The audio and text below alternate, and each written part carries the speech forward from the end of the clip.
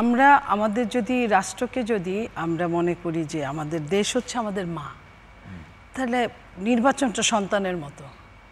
যেহেতু গণতান্ত্রিক রাষ্ট্র, এখানে নির্বাচনটাকে নিয়েই কিন্তু এতগুলো কথা হয়েছে, এতগুলো বছর আমাদের বার্ন হয়েছে। আওয়ামী লীগ যদি নির্বাচনটা মিনিমাম সুষ্ঠুতার মধ্যে দিত, মিনিমাম যদি 50টার উপরেও যদি বিরোধী দল থাকতো, তার মত প্রকাশের ক্ষমতাটা যদি মিনিমাম থাকতো, তাহলে আজকে তাকে এত জঘন্যতরভাবে পালিয়ে যেতে হতো না। সেখান থেকে ইতিহাস থেকে মানুষ, পৃথিবীর অনেকেই শিক্ষা নেয়, কিন্তু বাঙালি জাতি এমন যে তারা শিক্ষা নেয় না। তো যেখানে এই নির্বাচনকে ঘিরেই নেয় না, তো যেখানে নির্বাচনটা ঘিরেই এত কিছু হলো, সেই নির্বাচনটা আসার পরে, এই সরকার আসার পরে ইন্টারিম গভর্নমেন্ট, সে তো নির্বাচনের কথাই বলবে।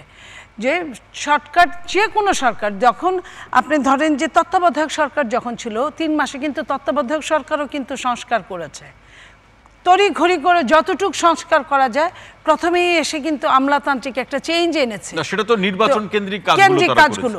ঠিক একই জায়গায় আমরাও কিন্তু এরকমই আশা করেছিলাম যে নির্বাচন কেন্দ্রিক কাজগুলো হবে, কিন্তু আমরা হতাশ হয়েছি। এবং আমরা যে কথাগুলো শরীফ বললেন যে আমরা এক এক সময়, কিন্তু এই সরকার তো শুধু নির্বাচন করার জন্য আসেনি, সেটা তো আপনারা, এই সরকার কি করার জন্য এসেছে? কোনো কিছু তো বলেও আসেনি যে আগে বিচার হবে, আগে সংস্কার হবে, তারপরে নির্বাচন হবে, এমন তো কোনো কথাও বলে আসেনি। এই সরকারকে একটা আপৎকালীন সরকার, এটা আপৎকালীন সরকার একটা নির্বাচন দিবে, একটা পরিবেশ মিনিমাম সুষ্ঠু হলে যেটুকু সংস্কার দরকার সেইটুকু সংস্কার করে। আর সংস্কার হচ্ছে চলমান প্রক্রিয়া, বিচারও চলমান প্রক্রিয়া। বিচার কি বসে থাকে নাকি কেউ? এই যে আওয়ামী লীগ ফ্যাসিস্ট এত কিছু করেছে, তাদের নামে মামলা হচ্ছে, মামলা হয়েছে, সেই মামলা কি চাইলেই কি এত তাড়াতাড়ি মামলার ফলাফল প্রকাশ করা সম্ভব? যে আগে বিচার হবে তারপরে অভিযোগ আছে, অথবা ধারণাটা এরকম মনিয়াপা যে রাজনৈতিক দলের বিচার আরেকটি রাজনৈতিক দল করবে কিনা, এই প্রশ্নটি যখন ওঠে, তখন বিএনপি কি খুব স্বচ্ছতার সাথে, মানে খুব শক্তির সাথে জবাব দিতে পারে যে আপনারা ক্ষমতা আসলে, জনসমর্থন পেয়ে ক্ষমতা আসলে আওয়ামী লীগের বিচার আপনারা করবেন?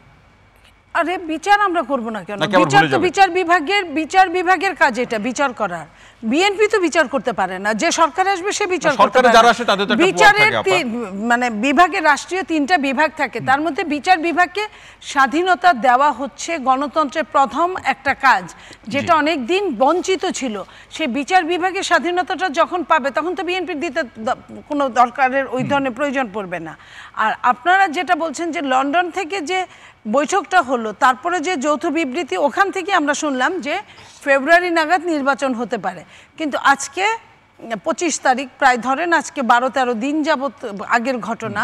আমরা কিন্তু এরপর কি, ওখান থেকে কিন্তু যৌথ বিবৃতিতে আমরা এটাও শুনেছি যে নির্বাচন কমিশন এটার ঘোষণা দিবে যা করার।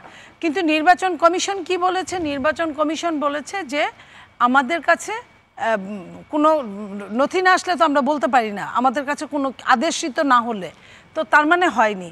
তো এখন পর্যন্ত কিন্তু বাংলাদেশে আমরা কোনো, এই সরকার বিদেশে বসে বিদেশের সাংবাদিকদের সঙ্গে কথা বলতে, দেশ নিয়ে বিভিন্ন সমালোচনা করতে যতটা স্বাচ্ছন্দ্য বোধ করে, ততটা স্বাচ্ছন্দ্যবোধ বাংলাদেশে বসে করে না।